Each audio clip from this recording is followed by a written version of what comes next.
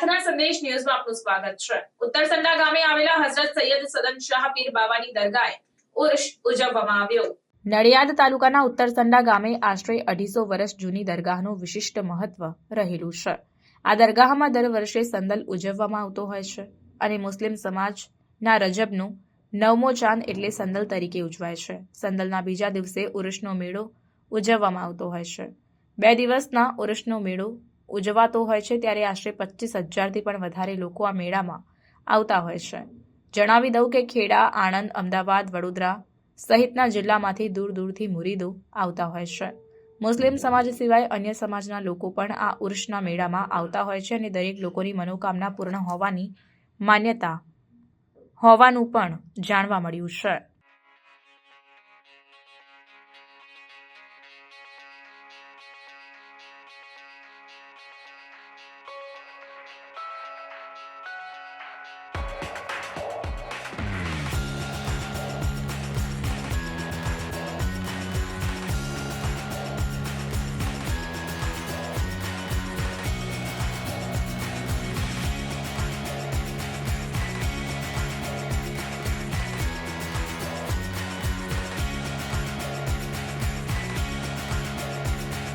મારું નામ વોરા અયુબભાઈ ગુલામ નબી।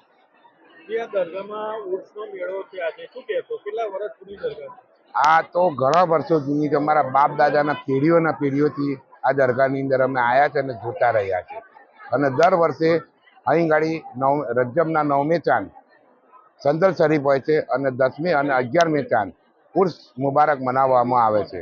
એની અંદર ગામના આજુબાજુના તેમજ અમદાવાદ બરોડા શહેરના હિન્દુ તેમજ મુસ્લિમ ભાઈઓ તેમજ ફોરેનર્સ પણ બી આ દરગાહ પર આવી અને સંદલ શરીફ કરે છે અને લાભ લે છે। અહીં ગાડી લગભગ 2 દિવસ સંદલ શરીફને દિવસે અને ઉર્સ એની અંદર લગભગ 5,000 થી 7,000 પબ્લિક આવતું હશે। સલીમભાઈ અબ્દુલભાઈ વોરા। દરગાહ કેટલા વર્ષ જૂની છે અને આજે સંકલ્પ છે, શું કહેશો? લગભગ 101 વર્ષ જૂની દરગાહ છે। 100 ઉપરાંત હશે પણ અમે જન્મથી જ અહીંયા આવીએ છીએ।